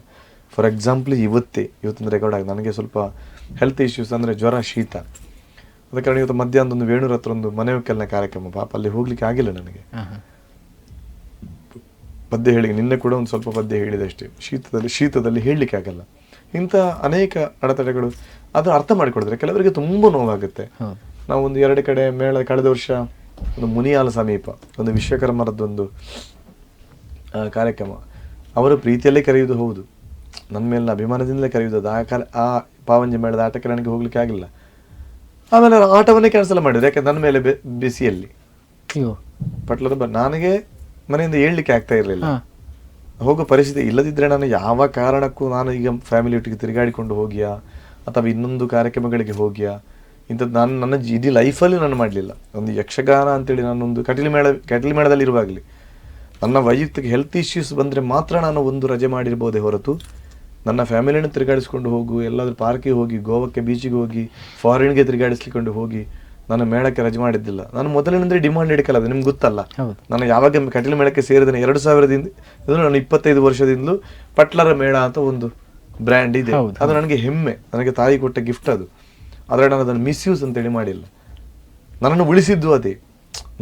ನನ್ನ ಸಂಕಷ್ಟದ ಸಮಯದಲ್ಲಿ ಕೂಡ ನಾನು ಹೇಳಿದ್ದದನ್ನೇ, ನಾನು ಹಾಗೆ ಮಾಡಲಿಲ್ಲ ಅಂತೇಳಿ. ಅವರು ನನ್ನ ಕಂಪ್ಲೇಂಟನ್ನು ಹೇಳಿದ್ದದು 27 ಸತೀಶ 27 ರಜೆ ಮಾಡಿದ್ದೇನೆ ನೋಡಿ, ನನ್ನ ಕಂಪ್ಲೇಂಟನ್ನು ಹೇಳಿದ್ದದನ್ನು. ಅಂದರೆ ಏನೇ ಆಗಿರಲಿ ಅದು ಅಭಿಮಾನದಿಂದ ಇರ್ಬೋದು, ಅದನ್ನು ವಿಮರ್ಶೆ ಮಾಡೋದಲ್ಲ ನಾನು. ಆದರೆ 27 ರಜೆ ಆದ್ಯ ಯಾಕೆ ಅಂತ, ನನ್ನ ಹೆಲ್ತ್ ಇಶ್ಯೂಸ್ಗೆ, ನಾನು ಎಲ್ಲಾದರೂ ತಿರುಗಾಡಲಿಕ್ಕೆ ಹೋಗಿ ಅಲ್ಲ. ಹಾಗೆ ಇಂಥ ತುಂಬ ಹೆಸರುಗಳು ಹಾಕಿದ್ದು ಇದೆ, ಹಾಕಿದಲ್ಲಿ ಹೋಗದೇ ಇದ್ದದ್ದು ಇದೆ, ಅದು ತುಂಬ ಆಗಿದೆ. ಹಾಗಾದ್ರೆ ನೀವು ಹೋಗ್ಲಿಲ್ಲ ಅಂತ ಹೇಳಿಕೊಂಡು ಆ ಸಿಟ್ಟಲ್ಲಿ ಕ್ಯಾನ್ಸಲ್ ಆದ ಪ್ರೋಗ್ರಾಮ್ಗಳು ಇದೆ, ತುಂಬ ಇದೆ. ಅದು ಮೊನ್ನೆ ಈ ವರ್ಷ ಮೊನ್ನೆ ತಾನೆ, ಅದೀಗ ನಾಡಿದ್ದವರಿಗೆ ಶೃಂಗೇರಿಯವರಿಗೆ ನನಗೆ ಒಂದು ತಿಂಗಳ ಮುಂಚೆ ಒಂದು ಆಟ ಬುಕ್ ಆಗಿತ್ತು. ಬಟ್ ನನಗೆ ಮರುದಿವಸ ಹೋಗ್ಲಿಕ್ಕೆ ನನಗೆ ಅಮೆರಿಕದ ವೀಸದೊಂದು ಇದು ಬಂತು, ಅದು ಚೆನ್ನೈಗೆ ನಾನು ಹೋಗ್ಲೇಬೇಕು. ಮರುದಿವಸ ನನಗೆ ಆಟಕ್ಕೆ ಹೋಗ್ಲಿಕ್ಕೆ ಆಗಲ್ಲ. ಮುಂಚಿನ ದಿವಸ ಅವರಿಗೆ ಫೋನ್ ಮಾಡಿ ಹೇಳಿದೆ, ದಯವಿಟ್ಟೊಂದು ಅವರು ಕ್ಯಾನ್ಸಲೇ ಮಾಡಿಬಿಟ್ರು. ಇಲ್ಲ ನೀವು ಬರದಿದ್ರೆ ನಮಗೆ ಆಟ ಬೇಡ. ಮೊನ್ನೆ ತನ್ನ ನಡೆದ ವಿಚಾರ ಇದು. ನಾನು ಚೆನ್ನೈಗೆ ಹೋಗ್ಲೇಬೇಕು, ಬೇರೆ ದಾರಿ ಇಲ್ಲ ನನಗೆ, ಅಮೆರಿಕ ವೀಸದ್ದು. ಮತ್ತೆ ಅವರಿಗೆ ಚೇಂಜ್ ಮಾಡಿ ಇಲ್ಲ ದೇವಸ್ಥಾನದ ಭಕ್ತರದ್ದೊಂದು ಆಟ ಮಾಡಿದೆ. ಮತ್ತೆ ಅವರಿಗೆ ನಾಡಿದ್ದು ಮೇಯಲ್ಲಿ ಈ ಸಲ ಇನ್ನು ಕೊಡ್ಬೇಕಷ್ಟೇ ಅವ್ರಿಗೆ. ನೀವು ಬರುವ ದಿವಸ ಹೇಳಿ ಇಂಥ ಅಂದ್ರೆ ಅಷ್ಟು ಅಪ್ಪಿಕೊಡ್ತಾರೆ, ಅಷ್ಟು ಒಪ್ಪಿಕೊಡ್ತಾರೆ. ನಾನು ಬರಲೇಬೇಕು ಅಂತ ಅಷ್ಟು ಪ್ರೀತಿಸ್ತಾರೆ. ಒಂದ್ಸಲ ನಮಗೂ ನೋವಾಗುತ್ತೆ, ಅವ್ರಿಗೂ ನೋವಾಗುತ್ತೆ. ಹೌದು, ಅಯ್ಯೋ ಇಷ್ಟನ್ನು ಅರ್ಥ ಮಾಡಿಕೊಳ್ಳೋದಿಲ್ವಾ ಅಲ್ಲ ಅಂತ ನಮಗೂ ಬೇಜಾರ ಆಗುತ್ತೆ. ಆದ್ರೆ ಅವರ ಅಭಿಮಾನಕ್ಕೆ ಶರಣು. ಹೌದು, ಅದರಲ್ಲಿ ಎರಡು ಮಾತಿಲ್ಲ. ಹೌದು. ಇಷ್ಟೆಲ್ಲ ಕೆಲಸದ ಒತ್ತಡಗಳಿದ್ರೂ ಕೂಡ ನೀವು ಈ ತಾಳ್ಮೆಯನ್ನ ಹೇಗೆ ಸರ್ ಮೇಂಟೈನ್ ಮಾಡಿಕೊಂಡು ಹೋಗ್ತೀರಿ? ಇದರ ಹಿಂದೆ ಏನಾದ್ರು ಗುಟ್ಟಿದೆ ಸರ್ ನಿಮ್ದು? ಗುಟ್ಟು ಏನಿಲ್ಲ, ನಾವು ನಡೆದುಕೊಂಡು ಬಂದ ಹಾದಿ ಹಾಗೆ. ನಾನು ಸುಮಾರು 24ನೇ ವರ್ಷದ ಯಕ್ಷಗಾನದ ಜರ್ನಿ ನಂದು 24ನೇ ವರ್ಷ ಇದು. ಇದರಲ್ಲಿ ನಡೆದುಕೊಂಡು ಬಂದ ಹಾದಿ ಹಾಗೆ. ನಾನು ಒಬ್ಬ ಕಲಾವಿದರನ್ನು ಬೆಳೆಸಿದ್ದೇನೆ ಹೊರತು ಯಾರಿಗೂ, ಒಬ್ಬ ಅಭಿಮಾನಿಗೆ ಆಗಲಿ ಕಲಾವಿದರಿಗೆ ಆಗಲಿ ಯಾರಿಗೂ ಕೂಡ ನಾನು ಒಂದು ದ್ರೋಹ ಮಾಡಿದವನಲ್ಲ ಅಥವಾ ಬೈದವನಲ್ಲ, ಸ್ವಾರ್ಥಕ್ಕಾಗಿ ದುಡಿಸ್ಕೊಂಡವನಲ್ಲ. ನನಗೆ ಡೇ ಒನ್ನಿನಿಂದ ಕಲ್ಲಾಡಿ ವಿಠಲ ಶೆಟ್ಟಿ ಇರುವಾಗಲೇ ನನ್ನನ್ನು ಅವರು ತುಂಬ ಕಟೀಲು ಮೇಳದಲ್ಲಿ ಎಷ್ಟೇ ಕಲಾವಿದರು ಕೂಡ ನನಗೆ ಕೊಟ್ಟಂಥ ಸ್ಥಾನ ಬೇರೆ. ಕಲ್ಲಾಡಿ ವಿಠಲ ಶೆಟ್ಟರು ಆವಾಗಲೇ ನಾನು ಮ್ಯಾನೇಜ್ಮೆಂಟ್ ಪವರ್ ನನಗೆ. ಆದರೂ ಕೂಡ ನನ್ನ ಸ್ವಾರ್ಥಕ್ಕೋಸ್ಕರ ನಾನು ಉಪಯೋಗಿಸಿದವನಲ್ಲ. ಯಾವತ್ತೂ ಕೂಡ ಒಂದು ಕಲಾವಿದನಿಗೆ ನೋವು ಮಾಡಿದವನಲ್ಲ. ಎಷ್ಟೋ ಭಾಗವತುಗಳ ಹಿನ್ನೆಲೆ ತೆಗೆದು ನೋಡಿ ನೀವು, ಹಿರಿಯ ಭಾಗವತುಗಳ ಕೆಲವು ವೀಕ್ನೆಸ್ಸು ಇದೆ, ಒಳ್ಳೆತನಗಳಿದೆ, ಅದು ಬೇರೆ. ಯಾರು ಅಂತ ನಾನು ಹೇಳಲ್ಲ. ಒಂದು ದುಡ್ಡು ಕೇಳೋದು, ಅವರಿಂದ ಅವರ ಚಾಕರಿ ಮಾಡಿಸೋದು, ಆ ಹಸೆ ಹಾಕು, ಅವರ ಬಟ್ಟೆ ಹೋಗ್ಲಿಕ್ಕೆ ಹೇಳೋದು, ಇಂಥದ್ದು ತುಂಬ ಕಲಾವಿದರುಗಳನ್ನು ನಾವು ನೋಡ್ಬೋದು. ನಮ್ಮ ಕಣ್ಣಾರೆ ನಾವು ಕಂಡವರು. ಇಂಥದ್ದು ಒಂದೇ ಒಬ್ಬ ಕಲಾವಿದನಲ್ಲಿ ನನ್ನ ಇಡೀ 24 ವರ್ಷದ ಇತಿಹಾಸದಲ್ಲಿ ನಾನು ಮಾಡಿಸಿದ್ದಿಲ್ಲ. ಈಗಲ್ಲ, ನಾನು ಮೊದಲಿಂದಲೇ 24 ವರ್ಷ ಅಂದರೆ ನನಗೆ ಎಷ್ಟು ಪ್ರಾಯ ಇರ್ಬೋದು ಯೋಚನೆ ಮಾಡಿ. ಆ ಟೈಮಿಂದಲೇ ಒಬ್ಬ ಕಲಾವಿದರನ್ನು ಬೆಳೆಸಿಕೊಂಡು ಬಂದಿದ್ದೇನೆ ಹೊರತು ನನ್ನ ಚಾಕರಿ ನಾನು ಮಾಡಿಸಿದವನಲ್ಲ. ಆ ತಾಳ್ಮೆ ನಾನು ನಡ್ಕೊಂಡೇ ಹಾಗೇ ಬಂದಿದೆ ನನಗೆ. ಯಾರೇ ಕಲಾವಿದರದು, ಒಳ್ಳೆಯ ಕಲಾವಿದನಾಗಿರಲಿ, ಕೆಟ್ಟ ರಂಗದಲ್ಲಿ ತಪ್ಪು ಮಾಡಿದ್ದಕ್ಕೆ ಬೈದಿರಬಹುದು, ಹಾಗೆ ಮಾಡು ಸರಿಯಲ್ಲ ನೀನು, ಹೀಗೆ ಮಾಡು, ಒಬ್ಬ ಭಾಗವತನ ಕರ್ತವ್ಯ ಅದು ಅದಕ್ಕೆ ಬೈದಿರ್ಬೋದು. ನನ್ನ ಸ್ವಂತಕ್ಕಲ್ಲದು, ಹೌದು, ನನ್ನ ಚಾಕರಿ ಮಾಡಿಸ್ಲಿಕ್ಕೆಲ್ಲ, ನನ್ನ ಮನೆ ಕೆಲಸಕ್ಕೆ ಕರ್ಕೊಂಡು ಹೋಗಿ ಅಲ್ಲ. ಏನೇ ಮಾಡಿದ್ರು ಅವರ ಒಳ್ಳೆಯದಕ್ಕೆ ನಾನು ಮಾಡಿಸಿದ್ದೇನೆ. ಎಷ್ಟೋ ಕಲಾವಿದರನ್ನು ನಮ್ಮ ಒಗೆನಾಡ ದೇವಸ್ಥಾನದ ಅಲ್ಲಿ ನಾವು 1 ತಿಂಗಳ ಕಾರ್ಯಕ್ರಮ ನನ್ನ ತಂದೆ ಮಾಡ್ತಾಯಿದ್ರು. ಅಲ್ಲಿ ಕರ್ಕೊಂಡೋಗಿ ಎಷ್ಟೋ ಕಲಾವಿದರನ್ನು ಬೆಳೆಸಿದ್ದೇನೆ, ಅರ್ಥಗಾರಿಕೆ ಕಲಿಸಿಕೊಟ್ಟಿದ್ದೇನೆ. ಅವಾಗ ಪಾವಂಜಿ ಮೇಳ ಕಟ್ಲಿ ಮೇಳದಲ್ಲಿರುವಾಗ ಉಬರಡ್ ಕೋಮಿ ಶೆಟ್ಟರಿಂದ ಹಿಡಿದು ತುಂಬ ಜನ ಯಕ್ಷಗಾನ ಗುರುಗಳಿಂದ ಸಾಧಾರಣ 5 ಮೇಳ 6 ಮೇಳ ಆಗಿರಲಿಲ್ಲ, 5 ಮೇಳದ ಕಲಾವಿದರುಗಳು ಕೂಡ ಯಾರು ಬರೋದಿದ್ರು ಅಲ್ಲಿ ವ್ಯವಸ್ಥೆ ಮಾಡಿ ಅವರಿಗೆ ನಾಟ್ಯಾಭ್ಯಾಸ, ಹೆಚ್ಚಿನ ಶಿಕ್ಷಣಕ್ಕೆ ಯಕ್ಷಗಾನದ್ದು ಉಬರಡ್ ಕೋಮಿ ಶೆಟ್ಟರಿಂದ ಹೇಳಿಸ್ಕೊಳ್ತಾ ಇದ್ದೆ. ನಮ್ಮ ಸ್ವಂತ ಖರ್ಚಲ್ಲಿ, ಕಟ್ಲಿ ಮೇಳದ ಖರ್ಚು ಅಲ್ಲ, ಫೌಂಡೇಶನ್ನ ಖರ್ಚು ಅಲ್ಲ, ಕಲಾವಿದರು ಬೆಳೆಯಲಿ ಅಂತ. ಇಂಥದನ್ನೆಲ್ಲ ಮಾಡಿಕೊಂಡು ಬಂದವ. ಅದು ನನಗೆ ಬಾಕಿದ್ದವರು ಹೇಗೆ ಹೇಳಿದ್ರು, ಎಷ್ಟು ಹೇಳಿದ್ರು ಕೂಡ ನನ್ನನ್ನದು ಉಳಿಸಿದೆ ಅಂತ. ಹೌದು, ನನ್ನನ್ನು ಕಲೆ ಯಾವತ್ತೂ ಬಿಟ್ಟಾಗಲಿಲ್ಲ. ಕಲೆಗೆ ನಾನು ಎಷ್ಟು ಪ್ರಾಮಾಣಿಕವಾಗಿ ಕಲೆಗೆ ಸಮರ್ಪಿಸಿದ್ದೇನೆ ನನ್ನನ್ನು, ಆ ಕಲೆ ಕೂಡ ನನ್ನನ್ನು ಯಾವತ್ತೂ ಬಿಟ್ಟು ಹಾಕಲಿಲ್ಲ. ಅದಕ್ಕೆ ನಾನೇ ಸಾಕ್ಷಿ. ಕಳೆದ ಸಲ ಯಕ್ಷ ಸಂಭ್ರಮ, ನಿಮ್ಮ ಪಟ್ಲ ಸಂಭ್ರಮ ಆಗಬೇಕು ಅಂತಾದರೆ ದೊಡ್ಡ ಮಟ್ಟದಲ್ಲಿ ಒಂದು ಸ್ಪರ್ಧೆ ಆಯೋಜನೆ ಆಯಿತು, ಶಾಲಾ ಮಕ್ಕಳಿಗೆ ಹಾಗೂ ಕಾಲೇಜ್ ಮಕ್ಕಳಿಗೆ. ಈ ರೀತಿ ಸ್ಪರ್ಧೆ ಆಯೋಜನೆಯಿಂದ ಹೊಸ ಪೀಳಿಗೆಯಲ್ಲಿ ಕಲಾವಿದರು ಮೇಲೆ ಬರುವಂತಹ ಸಾಧ್ಯತೆ ಎಷ್ಟಿದೆ, ಮತ್ತು ಅದರಲ್ಲಿ ನಿಮಗೆ ಅಂದರೆ ಹೊಸ ಕಲಾವಿದರು ಸೃಷ್ಟಿಯಾಗುವಂತಹ ಸಾಧ್ಯತೆ ಎಷ್ಟಿದೆ, ಇರುವಂತಹ ಕಲಾವಿದರು ವೃತ್ತಿಪರರಾಗುವಂಥ ಸಾಧ್ಯತೆ ಎಷ್ಟಿದೆ? ಅಲ್ಲ, ಸಾಧ್ಯತೆ ಎಷ್ಟಿದೆ ಎಂಬುದು ನಮ್ಮ ಗಮನಕ್ಕೆ ಬರೋದು ಕಷ್ಟ. ಮುಂದಿನ ಜನ್ರೇಷನ್ ಹೇಗೆ ಹೋಗ್ತದೆ ಅಂತ ಹೇಳಲಿಕ್ಕೆ ಸಾಧ್ಯ ಇಲ್ಲ. ಆದರೆ ಒಂದು ಉತ್ತಮ ಪ್ರೇಕ್ಷಕರಾಗಬೇಕು ಅಂತ ನಮ್ಮ ಆಶೆ. ನಾವೀಗ ಫಾರ್ ಎಕ್ಸಾಂಪಲ್ ಈಗ 4,000 ವಿದ್ಯಾರ್ಥಿಗಳಿಗೆ ನಾವು ಕಲಿಸ್ತಾ ಇದ್ದೇವೆ ಟೋಟಲಿಯಾಗಿ. ಹೌದು, ಕಳೆದ ವರ್ಷ 6 ತಿಂಗಳಲ್ಲಿ ನಾವು 4,000 ವಿದ್ಯಾರ್ಥಿಗಳಿಗೆ ಕಲಿಸಿದ್ದೇವೆ.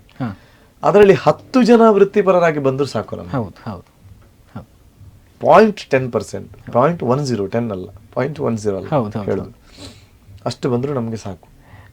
ಇದೇ ರೀತಿ ನೀವು ನೋಡಲಿಕ್ಕೆ ಹೋದರೆ ಮೊನ್ನೆ ವಿದ್ಯಾರ್ಥಿ ಸಮ್ಮೇಳನದಲ್ಲಿ 1700 ಮಕ್ಕಳು ಒಮ್ಮೆಗೆ ರಂಗಪ್ರವೇಶವನ್ನು ಮಾಡಿದ್ದಾರೆ. ಅದಕ್ಕೂ ಮಿಗಿಲಾಗಿ ಹೆಚ್ಚು ಕಡಿಮೆ ಕರಾವಳಿಯ ಎಲ್ಲ ಪ್ರಸಾದನದವರು ಒಟ್ಟಾಗಿ ಕೆಲಸ ಮಾಡಿದ್ದಾರೆ ಅಲ್ಲಿ. ಅದೊಂದು ಹೆಚ್ಚಾಗಿ ಕಾಣಲಿಕ್ಕೆ ಸಿಗುವಂಥ ಒಂದು ಸನ್ನಿವೇಶ ಅಲ್ಲ. ಇದು ಹೇಗೆ ಸಾಧ್ಯತೆ, ಇದರ ಯೋಜನೆ ಹೇಗಿತ್ತು ಅಂತ? ನಾನು ತುಂಬ ಕಷ್ಟಪಟ್ಟಿದ್ದಾರೆ. ನಾನು ಹೇಳಿದಲ್ಲ, ನಮ್ಮ ಫೌಂಡೇಶನ್ನ ಎಲ್ಲ ಪದಾಧಿಕಾರಿಗಳು, ಘಟಕದ ಪದಾಧಿಕಾರಿಗಳು, ಅಂದರೆ ಅವರಿಗೆ ದೃಷ್ಟಿ ನನ್ನ ಮೇಲೆ. ಯಕ್ಷಗಾನಕ್ಕೋಸ್ಕರ ಅಥವಾ ಬೇರೆ ಬಡವರಿಗೆ ಮಾಡಲಿಕ್ಕೆ ಅವರಿಗೆ ಬೇರೆ ಬೇರೆ ದಾರಿಗಳು ಬೇರೆ ಬೇಕಾದಷ್ಟಿದೆ. ಎಲ್ಲ ಪ್ರತಿಯೊಬ್ಬರು ನಮ್ಮ ದಾನಿಗಳಿಂದ ಹಿಡೀರಿ. ನಾನು ಎಲ್ಲ ವಿಚಾರಗಳನ್ನು ಅದರಲ್ಲಿ ಹೇಳ್ತಾ ಇರ್ತೇನೆ. ದಾನಿಗಳಿಂದ ಹಿಡಿದಿರಿ. ಕೆಲವರು ಹೇಳ್ಬೋದು, ಯಾಕೆ ದಾನೆ ಆಯನನಿ ಗುರುಪನ್ನ ಬುಕ್ಕು ಕೊರ್ರೆ ಪೂಜೆ ಅಂತೇಳಿ ಬುಕ್ ಇನ್ನೊಬ್ಬ ಕೊಡುದಿದ್ರೆ ಬೇರೆ ಅವರಿಗೆ ಮಾರ್ಗಗಳು ತುಂಬ ಇವೆ. ಹೌದು. ಯಕ್ಷಧ್ರುವ ಪಟ್ಲ ಫೌಂಡೇಶನ್ ಅಲ್ಲಿ ಯಾರು ದುಡಿತಾ ಇದ್ದಾರೆ, ನಮ್ಮ ಪದಾಧಿಕಾರಿಗಳಾಗಿ ದುಡಿತಾ ಇದ್ದಾರಾ ಅಥವಾ ದಾನಿಗಳಾಗಿ ನಮಗೆ ಸೇರ್ಪಡೆ ಆಗ್ತಿದ್ದಾರಾ, ಅದು ಎಲ್ಲ ಅಭಿಮಾನ ಓನ್ಲಿ ಪಟ್ಲ. ಇದನ್ನು ನಾನು ಗರ್ವದಿಂದ ಹೇಳ್ತೆ, ಅಂದರೆ ಅಹಂಕಾರದಿಂದ ಹೇಳ್ತಾ ಇರೋದಲ್ಲ, ನಾನು ಹೆಮ್ಮೆಯಿಂದ ಹೇಳ್ತಾ ಇರೋದು. ಅದು ನನ್ನ ಭಾಗವತಿಗೆ ಅಭಿಮಾನ ಆಗಿರ್ಬೋದು, ನನ್ನ ಸಾತ್ವಿಕತೆಯ ನನ್ನ ಜೀವನದ ಅಭಿಮಾನಿಗಳಾಗಿರ್ಬೋದು. ಅದು ಏನೇ ದೃಷ್ಟಿಕೋನ ಇದ್ರೂ ಅದ್ರ ಸತೀಶೇಗಬಾರದು ಹೇಳಿ, ಅದು ನಾನು ಇಂಥ ಫೌಂಡೇಶನ್ನ ವರ್ಕ್ ಮಾಡುವ ಅಭಿಮಾನ ಆಗಿರಲೂಬಹುದು. ಯಕ್ಷಗಾನಕ್ಕೆ ದುಡಿಯುವಂಥ ಬೇರೆ ಚಾರಿಟಿಗಳಿಲ್ವಾ? ಯಾಕೆ ಅದಕ್ಕೆ ಹೋಗಲ್ಲ? ಹಾಗಾದ್ರೆ ಅದಕ್ಕೂ ಕೊಡ್ಬೋದಲ್ಲ. ಹಾಗಾದ್ರೆ ಇದಕ್ಕೆ ಪಟ್ಲ ಫೌಂಡೇಶನ್ಗೆ ಯಾಕೆ ಕೊಡಬೇಕು? ನಾವೇ ಇಟ್ಟುಕೊಂಡ ರೀತಿಯಲ್ಲಿ ಅದು ಅಭಿಮಾನ ಎಲ್ಲ ರೀತಿಯ ಅಭಿಮಾನ ಆಗಿರ್ಬೋದು. ಅದ ಕಾರಣ ಮೂಲ ಕಾರಣ ಯಾರು ದುಡಿದಿದ್ರು ಇದಿದ್ರು ನಾವೇ. ಅದಕ್ಕೋಸ್ಕರ ಹಾಗೆ ಆ ರೀತಿಯಲ್ಲಿ ದುಡಿದ ಕಾರಣ, ಆ ರೀತಿಯಲ್ಲಿ ದಾನ ಮಾಡಿದ ಕಾರಣ, ನಾವು ಅದನ್ನು ಅಷ್ಟು ಪಾರದರ್ಶಕವಾಗಿ ಇಟ್ಟುಕೊಂಡ ಕಾರಣ ಈ ರೀತಿಯಲ್ಲಿ ಬೆಳೆದು ಬರ್ತಾ ಇದೆ. ಈ ವಿದ್ಯಾರ್ಥಿ ಸಮ್ಮೇಳನ ಕೂಡ ಹಾಗೆ. ಅದಕ್ಕೆ ಪ್ರತಿಯೊಂದು ಪದಾಧಿಕಾರಿಗಳು ಕೂಡ ನನ್ನ ಮೇಲಿನ ಪ್ರೀತಿಯಿಂದ ಯಾವುದೇ ನಿಷ್ಪಕ್ಷವಾಗಿ ಯಾವುದೇ ಫಲಾಪೇಕ್ಷೆ ಇಲ್ಲದೆ ದುಡಿದ ಕಾರಣ ಅದು ಆ ರೀತಿಯಲ್ಲಿ ಸಾಧ್ಯತೆ ಆಯಿತು. ಈಗ ಪ್ರಸಾದನದವರು ಹಾಗೆ ಸುಮಾರು 8 ಮಂದಿ ಪ್ರಸಾದನದವರಿದ್ರು. ಹೌದು, ಯಾರು ಹೇಳ್ತಾ ಇದ್ರು ಅವ್ರು ಮಾಡ್ತಾ ಇರಲಿಲ್ಲ. ಸತೀಶನ್ನೇ ಪಣೊಂದುಲ್ಲಿರಿ ಎಂಗ್ಲಿ ಎಷ್ಟು ಏತು ಬಂಗಾಲ ಎಂಗ್ಲ ಮಲ್ಪೋಡ ಇನ್ನು ಪ್ರತಿಯೊಬ್ಬರು ಹೇಳಿದ್ದದನ್ನು. ಸತೀಶನ್ನೇ ಕಲೆಕ್ಕೆ ಬೋಡೋದು ಈತ ಮಲ್ತೊಂದುಲ್ಲಿರಿ ಎಂಗ್ಲಿಗೆ ಏತೆ ಬಂಗ ಆಣದನಾಡ ತೊಂದರೆಜಿ ಎಂಗ್ಲೇನು ಮಲ್ಪ ಪ್ರಸಾದನದವರು ನೇಪಥ್ಯ ಕಲಾವಿದರುಗಳು ಹೇಳಿದ್ದೇ ಅದನ್ನು. ಮಕ್ಕಳಿಗೆ ಅದರ ಬಗ್ಗೆ ಗೊತ್ತಿಲ್ಲ, ಅದು ಬಿಡಿ. ಹೌದು, ಅವರು 30-40 ಜನ ರಾತ್ರಿ ಹಗಲು ಮುಂಚಿನ ದಿವಸದಿಂದ ಹಿಡಿದು ಎಲ್ಲ ಪ್ರಸಾದನದ ಮರುದಿವಸ ನಿಮ್ಮ ಬಿಲ್ ಎಷ್ಟಂತ ಕೇಳೋಗಿ, ಇಲ್ಲ ಸತೀಶನ್ನ ನೀವು ಕೊಟ್ಟದ್ದು ನಮಗೆ ಸಾಕು, ನೀವು ಕಲೆಗೋಸ್ಕರ ನೀವು ಇಷ್ಟ ಮಾಡ್ತಾ ಇದ್ದೀರಿ, ನೀವು ಕೊಟ್ಟ, ನಾನು ಸ್ವಲ್ಪ ಮಟ್ಟಿಗೆ ಕೊಟ್ಟಿದ್ದೇನೆ, ಅದು ವಿಷಯ ಬೇರೆ. ಆದ್ರೆ ಅವರ ಬಾಯಿಂದ ಬರುವಂತ ಉದ್ಗಾರ ಅದು, ನೀವು ಕಲೆಗೋಸ್ಕರ ರಾತ್ರಿ ಹಗಲು ಇಷ್ಟು ದುಡಿತಾ ಇದ್ರಿ, ಕಲಾವಿದಗೋಸ್ಕರ ಇಷ್ಟು ಕೆಲಸ ಮಾಡ್ತಾ ಇದ್ರಿ, ಇದು ನಿಮ್ಮ ಮನೆಗೆ ತಗೊಂಡು ಹೋಗ್ಲಿಕ್ಕ ಅಲ್ಲ, ನಮ್ಗೆ ಗೊತ್ತಿದೆ. ಹೌದು, ಕೊನೆಗೆ ನಾವು ಕಾರ್ಯಕ್ರಮ ಮಾಡಿದ ನಂತರ ನಮ್ದೊಂದು ಸಣ್ಣ ಮೀಟಿಂಗ್ ಇತ್ತು. ಆ ಪ್ರಸಾದನದವರು ಬಂದಿದ್ರು, ಮತ್ತೆ ಅಲ್ಲಿ ದುಡಿದ ಕೆಲವು ಮಕ್ಕಳು ಈ ದೀವಿತ್ ಪೇರಾಡಿಯಿಂದ ಹಿಡಿದು ಎಲ್ಲರೂ ಬಂದಿದ್ರು. ಅವರು ಕಣ್ಣೀರಾಕಿ ಹೇಳಿದ್ರು, ನಾನೊಂದು ಮಾತು ಹೇಳಿದೆ ಅಲ್ಲಿ, ನಮ್ಮಿಂದ ಪ್ರಯೋಜನ ಪಡೆದ ಕಲಾವಿದರು ಬರ್ತಾ ಇದ್ರು, ಇದು ಇಷ್ಟು ಕಷ್ಟ ಆಗ್ತಾ ಇರಲಿಲ್ಲ ಅಂತ. ನಮ್ಮ ಫೌಂಡೇಶನ್ನಿಂದ ಪ್ರಯೋಜನವನ್ನು ಪಡೆದಂತಹ ಕಲಾವಿದರು ಒಂದು ಮಗುವಿಗೆ ಮೇಕಪ್ ಮಾಡಲಿಕ್ಕೆ ಬರ್ತಾ ಇದ್ರು, ಅಷ್ಟು ಕಷ್ಟ ಆಗ್ತಾ ಇರಲಿಲ್ಲ. ಆ ಭಾವನೆ ಇಟ್ಕೊಳ್ತಾ ಇದ್ರೆ, ಬಟ್ ಕಲಾವಿದರು ಎಷ್ಟು ನೆನಪಿಟ್ಕೊಳ್ತಾರೆ, ನಾವು ಅದಕ್ಕೋಸ್ಕರ ಅವರಿಗೆ ಪ್ರಯೋಜನ ಕೊಡುವುದಲ್ಲ. ಬಟ್ ಕಲಾವಿದರಿಗೆ ಎಷ್ಟು ಅದರ ಬಗ್ಗೆ ಯೋಚನೆ ಮಾಡ್ತಾರೆ, ಅವರ ಮನೋಭಾವ ಹೇಗಿದೆ, ಮನೋಭಾವ ನೀವು ಯೋಚನೆ ಮಾಡಿ. ಒಂದು ಮಗುವಿಗೆ 1700 ಚಿಲ್ಲರ ಮಕ್ಕಳು ಒಂದೇ ದಿವಸದಲ್ಲಿ ವೇಷ ಮಾಡಿದ್ದಾರೆ. ಆ ಮಗುವಿಗೆ ಒಂದು ಮೇಕಪ್ ಮಾಡಿ ಡ್ರೆಸ್ ಕಟ್ಟಲಿಕ್ಕೆ ಕನಿಷ್ಠ 3/4 ಗಂಟೆ ಬೇಕು. ಹೌದಾ? ನಿಜ. ಒಂದು ಮೇಕಪ್ ಮಾಡಿ ಒಬ್ಬನಿಗೆ ಅರ್ಧದಿಂದ 3/4 ಗಂಟೆ ಬೇಕೇ ಬೇಕು. ಆ ಮಗುವಿಗೆ ಏನೂ ಗೊತ್ತಿಲ್ಲ, ಅವನಿಗೆ ಕಣ್ಣಸೀಮೆ ಬರೆಯುವುದರಿಂದ ಹಿಡಿದು ಮೇಕಪ್ ಮಾಡೋದ್ರಿಂದ ಹಿಡಿದು ಆ ಗೆಜ್ಜೆ ಕಟ್ಟಿ ಡ್ರೆಸ್ಗೆ ಎಷ್ಟು ಪ್ರಸಾದದವರು ಎಷ್ಟು ಮಾಡ್ಬೋದು. 1700 ಮಕ್ಕಳು ಒಂದು ದಿನದಲ್ಲಿ ಒಂದೊಂದು ಟೀಮಲ್ಲಿ ವೇಷಕ್ಕೆ ಬರಬೇಕೆಂಬುದಾಗಿದ್ದರೆ ಅಲ್ಲಿ ಎಷ್ಟು ವ್ಯವಸ್ಥೆಗಳು ಬೇಕು, ಆ ಮಕ್ಕಳಿಗೆ ಎಷ್ಟು ವ್ಯವಸ್ಥೆ ನಾವು ಮಾಡಬೇಕು, ಊಟ ತಿಂಡಿಯಿಂದ ಹಿಡಿದು ಎಷ್ಟು ವ್ಯವಸ್ಥೆಗಳಲ್ಲಿ ಮಾಡಬೇಕು. ನೀವು ಒಂದು ಸಣ್ಣ ಮಟ್ಟಿಗೆ ಒಂದು ಗಳಿಗೆ 2 ನಿಮಿಷ ಅದರ ಬಗ್ಗೆ ಯೋಚನೆ ಮಾಡಿ. ನಮ್ಮ ಗುರುಗಳು ಕೂಡ ರಾಕೇಶ್ ರೈಗಡ್ಕ, ದಿವಿತ್ ಕೋಟ್ಯನ್ ಪೆರಾಡಿ, ರಕ್ಷಿತ್ ಶೆಟ್ಟಿ ಪಡ್ರೆ ಅವರಿಂದ ಹಿಡಿದು ಎಷ್ಟು ಕಷ್ಟ ಬಂದಿದ್ದಾರೆ ಪಾಪ. ಎಷ್ಟು ಎಲ್ಲ ಪ್ರತಿಯೊಂದು ಗುರುಗಳು ಕೂಡ 30-35 ಗುರುಗಳಿದ್ರು. ಅವರು ಆಚೆ ಈಚೆ ಓಡಾಡೋದ್ರಿಂದ ಕೇವಲ ಅವರ ಮಕ್ಕಳನ್ನು ಮಾತ್ರ ನೋಡಲಿಲ್ಲ ಅವರು. ಪ್ರತಿಯೊಂದು ಮಕ್ಕಳು ಪ್ರತಿಯೊಂದು ಟೀಮಿಗೆ ಕೂಡ ಅವರು ಕೆಲಸ ಮಾಡಿದ್ದಾರೆ ಅಲ್ಲಿ. ನಮ್ಮ ಮಕ್ಕಳು ಮಾತ್ರ ಪ್ರೈಸ್ ತಗೊಳ್ಬೇಕಂತ ಅವರು ಮಾಡಲಿಲ್ಲ. ಆದರೆ ಯಕ್ಷಗಾನಕ್ಕೋಸ್ಕರ ನಮ್ಮಿಂದಾಗಿ ಏನಾದರೂ ಕೊಡುವ, ನಮ್ಮ ಮಕ್ಕಳಿಗೆ ಏನಾದರೂ ಒಂದು ಅಂದರೆ ಫೌಂಡೇಶನ್ ಹೇಳಿದ್ರೆ ಅಷ್ಟು ಪ್ರೀತಿಸ್ತಾರೆ. ಆ ಪ್ರೀತಿ ಯಾಕೆ ಹೇಳಿ? ಪಟ್ಲರಿಂದಾಗಿ. ಆ ಭಾವನೆ ನನಗೂ ಬೇಕಲ್ಲ. ಹೌದು, ನಾನು ಅದನ್ನು ಅಹಂಕಾರದಿಂದ ಹೇಳಿದ್ದಲ್ಲ. ಹೌದು, ಇನ್ನೊಬ್ಬ ಮಾಡಿದ್ರೆ ಯಾಕೆ ಹೋಗಲ್ಲ? ಈಗ ಎಷ್ಟೋ ಸಂಘ ಸಂಸ್ಥೆಗಳನ್ನು ಕಲಾವಿದರು ಮಾಡಿದ್ರೆ ಯಾಕೆ ಹೋಗಲ್ಲ? ಆ ಪ್ರೀತಿಯನ್ನು ನನ್ನಲ್ಲಿ ಬೆಳೆಸ್ಕೊಂಡಿದ್ದಾರೆ, ಅದನ್ನು ಉಳಿಸ್ಕೊಡೋದು ನನ್ನ ಧರ್ಮ. ಹೌದು, ಅದಕ್ಕೋಸ್ಕರ ನಾನು ಒದ್ದಾಡ್ತಾ ಇದ್ದೇನೆ. ನನ್ನ ಸಮಯವನ್ನು ನಾನು ಕೊಡಬೇಕಾಗುತ್ತೆ. ಆ ಕಾರಣದಿಂದಾಗಿ ಅಷ್ಟು ಒಳ್ಳೆಯ ರೀತಿಯಲ್ಲಿ 1700 ಮಕ್ಕಳು ವೇದಿಕೆಗೆ ಬರುವ ಹಾಗಾಯಿತು. ಪ್ರಸಾದನದಿಂದ ಹಿಡಿದು ಯಕ್ಷ ಗುರುಗಳಿಂದ ಹಿಡಿದು ಎಲ್ಲ ನಮ್ಮ ಪದಾಧಿಕಾರಿಗಳ ಸಂಯಮದಿಂದ, ಆ ತಾಳ್ಮೆಯಿಂದ ಅವರು ಅಲ್ಲಿ ಪರಿಶ್ರಮ ಪಟ್ಟ ಕಾರಣ. ಇಲ್ಲದಿದ್ದರೆ ಯಕ್ಷಗಾನದ ಇತಿಹಾಸದಲ್ಲಿ ಅದು ನಡೆದಿದೆಯಾ? ಸಾಧ್ಯವಿಲ್ಲ, ನಡೆಯಲಿಲ್ಲ. ಮತ್ತೆ ಆಳ್ವಾಸಿನ ಒಂದು ಕೊಡುಗೆ, ಆಳ್ವರು ತುಂಬ ನಮಗೆ ಅಲ್ಲಿ ಸಹಕಾರ ನೀಡಿದರು. ಆ ಕಾರಣದಿಂದ ಸಾಧ್ಯತೆ. ಸರ್, ಕೊನೆಯ ಪ್ರಶ್ನೆಗೆ ಬರ್ತಿದ್ದೇವೆ. ಯುವ ಪೀಳಿಗೆಗೆ ನೀವು ಏನು ಸಂದೇಶವನ್ನು ಕೊಡಲಿಕ್ಕೆ ಇಷ್ಟಪಡ್ತೀರಿ ಸರ್? ಬನ್ನಿ, ಕಲಿಯಿರಿ ಯಕ್ಷಗಾನ, ಕಲಿಯುವ ಹಾಗೆ ಕಲಿಯಿರಿ. ಮತ್ತು ಕೇವಲ ಕಲಿತರೆ ಮಾತ್ರ ಸಾಕಾಗೋದು, ಅದನ್ನು ನಾವು ಪ್ರಯೋಜನಕ್ಕೆ ರೂಢಿಗೆ ತರಬೇಕಾಗಿದ್ದರೆ ಒಳ್ಳೆಯ ಕಲಾವಿದರ ಸಹವಾಸ ಬೇಕು. ಕೇವಲ ನನಗೆ ಗೊತ್ತಿದೆ, ನಾನು ಮಾಡ್ತೇನೆ, ನನಗೆ ಅಷ್ಟು ರಾಗ ಗೊತ್ತಿದೆ, ನನಗೆ ಇಷ್ಟು ಕುಣಿತ ಬರ್ತದೆ, ಇಷ್ಟು ಸ್ಪೀಡ್ ಕುಣಿತೇನೆ, ಇಷ್ಟು ಸ್ಪೀಡ್ ಬಾರಿಸ್ತೇನೆ, ಅದು ಮುಖ್ಯ ಅಲ್ಲ. ಒಡನಾಟ ಮುಖ್ಯ. ಕಲಾವಿದರ ಒಳಗೆ ತಾವಾಗಿ ಇದ್ದುಕೊಂಡು ಅದರ ಒಳಗಿನ ಮರ್ಮವನ್ನು ತಿಳಿದುಕೊಂಡು ಪೌರಾಣಿಕದ ಮೂಲೆ ಮೂಲೆಯ ಆಶಯಗಳನ್ನು ತಿಳ್ಕೊಂಡ್ರೆ ಮಾತ್ರ ಒಬ್ಬ ಉತ್ತಮ ಕಲಾವಿದನಾಗಿ ಬೆಳೆಯಲಿಕ್ಕೆ ಸಾಧ್ಯ. ನೀವೆಲ್ಲರೂ ಯಕ್ಷಗಾನ ಒಂದು ಒಳ್ಳೆಯ ಕಲೆ, ಅದರಲ್ಲಿ ತುಂಬ ನಾವು ಎಷ್ಟು ಕಲಿತರೂ ಮುಗಿಯದಷ್ಟಿದೆ. ನಾವು ಹೇಳ್ಬೋದು ಅವರ ಜೊತೆ ತಿರುಗಾಟ ಆಗಿದೆ, ಇವರ ಜೊತೆ ತಿರುಗಾಟ ಆಗಿದೆ ಅಂತ.